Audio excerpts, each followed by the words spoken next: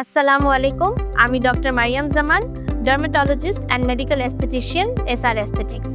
চলুন আজকে আমরা বুঝি মেলাজমা কি, কেন হয় এবং কিভাবে আমরা প্রতিরোধ করব। মেলাজমা কি?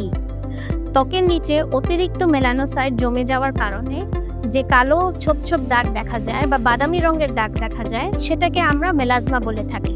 মেলাজমা সাধারণত গালে, কপালে, নাকে অথবা ঠোঁটের উপরে দেখা যায়। বেশ কিছু কারণে মেলাজমা বা মেস্তা হতে পারে, যেমন প্রেগন্যান্সি অথবা হরমোনাল ইমব্যালেন্স, সূর্যের আলো, জেনেটিক হিস্ট্রি, ভুল কসমেটিক্স বা স্কিন কেয়ার প্রোডাক্ট ব্যবহার করা যার কারণে স্কিনের রিয়াকশন হতে পারে, কিছু মেডিকেশনসের কারণে, ঘুমের অভাব বা স্ট্রেসের কারণে। এখন প্রশ্ন হলো, প্রতিরোধ করবেন কিভাবে? প্রতিদিন সানস্ক্রিন ব্যবহার করুন।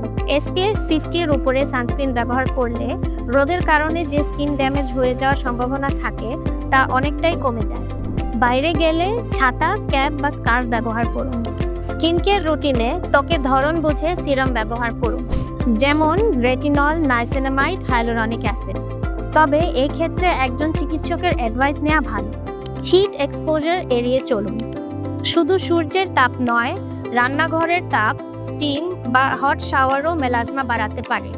কাজেই নিয়মিত গরমের মধ্যে থাকলে মুখ ঠান্ডা রাখার ব্যবস্থা করুন। পর্যাপ্ত ঘুম বা মানসিক চাপ কন্ট্রোল করুন। ঘুমের অভাবে বা স্ট্রেসের কারণে হরমোনাল ইমব্যালেন্স হতে পারে, যার ফলে ত্বকে নেগেটিভ এফেক্ট ফেলে। 7 থেকে 8 ঘন্টা ঘুম এবং হেলদি লাইফস্টাইল মেলাজমা প্রতিরোধে সাহায্য করে। আর সবচেয়ে গুরুত্বপূর্ণ, কোনো দাগ দেখেই নিজে নিজে কোনো স্টেরয়েড ক্রিম ব্যবহার করতে যাবেন না, এতে দাগ আরও গভীর হয়ে যায়। মেলাজমা যদিও চিকিৎসাযোগ্য, তবে সঠিক সময় চিকিৎসা না নিলে এটি স্থায়ী দাগে রূপ নিতে পারে। এসআর অ্যাস্থেটিক্সে আমরা পেশেন্টদের স্কিন অ্যাসেসমেন্ট করে পার্সোনালাইজড ট্রিটমেন্ট প্ল্যান দিয়ে থাকি। আপনার যে কোনো স্কিন রিলেটেড প্রবলেমের জন্য নিশ্চিন্তে এসআর অ্যাস্থেটিক্সে ভরসা করতে পারেন।